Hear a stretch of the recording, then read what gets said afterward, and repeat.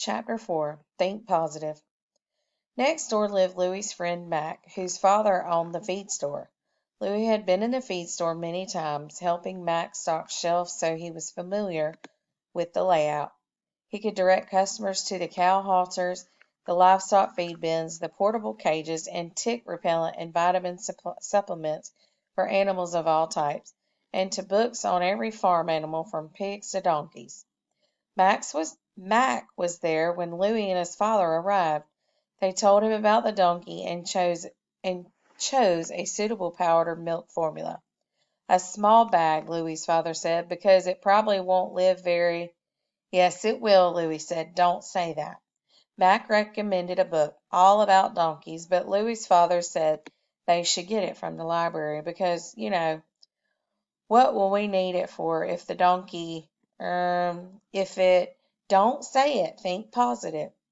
That was pretty much how it was with the few items his father accepted. The smallest bottle, the smallest bag of formula, the tiniest vial of vitamins, the 2-page free pamphlet titled The Newborn Donkey, instead of the 200-page book all about donkeys, because he was convinced this would all be wasted on the pitiful donkey. His father did not want to buy a whole bale of hay for bedding, but Mac's dad offered to throw in a partial bale of hay for free because it had fallen off someone's truck.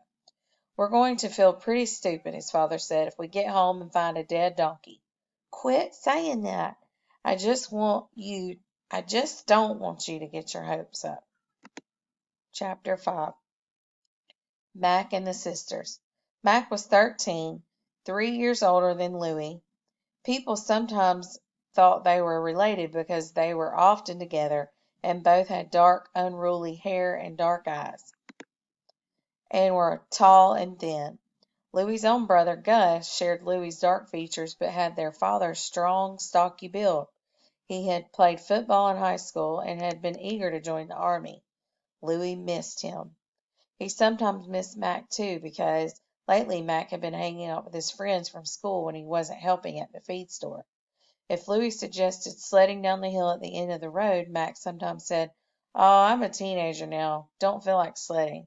But other times, if there was no one else around, he would join Louie and laugh his head off all the way down the hill. It was while they were sledding that they had met the sisters, Claudine and Nora, who had recently moved to town and were the only other ones at the hill that day. It was late Sunday afternoon, and the snow was packed and icy in spots.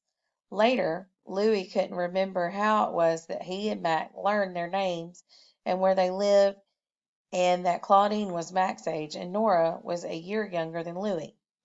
It was all a blur, the way Mac and Claudine started talking and laughing, while Nora and Louie kept on sledding down the hill, walking back up and sledding down again. On the way home, just the two of them, Louie and Mac, Mac put his hand over his heart and said, "I'm in love." He pretended to stagger and fall back in the snow. Chapter 6. Donkey, donkey, it's okay. When Louie and his father returned from the feed store, his mother was still cuddling the donkey, snuggling him in a blanket, stroking his head and talking to him. Donkey, donkey, it's okay. Louie set up a place for Winslow in the cellar, with hay for bedding and blankets for extra warmth. Winslow was bleating pitifully, those little pleas, "Please, please, please." Winslow did not know what to do with the bottle of milk. He repeatedly bumped his nose against a nipple, and when he got it in his mouth he spit it out. When it finally stayed in his mouth he didn't know how to suck on it. Louie stayed with Winslow, holding him, talking with him, petting him, coaxing him to drink. He drank milk onto his finger and slipped his finger into Winslow's mouth. Winslow sucked on it eagerly.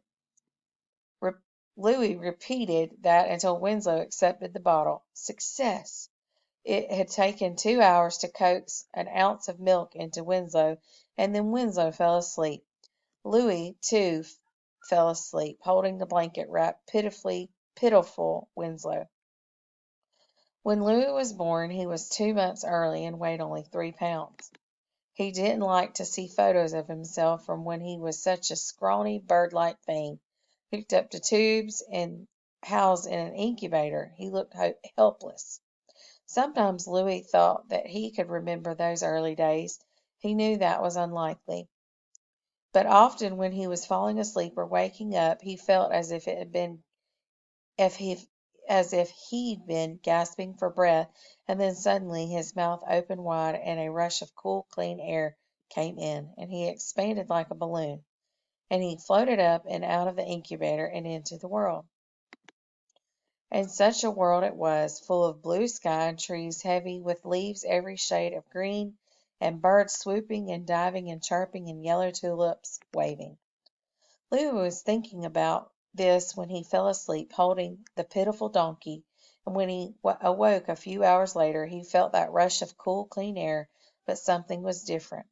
He did not feel floaty. There was the donkey, limp against his chest. Louis rubbed him with a blanket, begging Winslow to stay alive. Please, please. Winslow's legs twitched. His eyes opened briefly, and then closed again.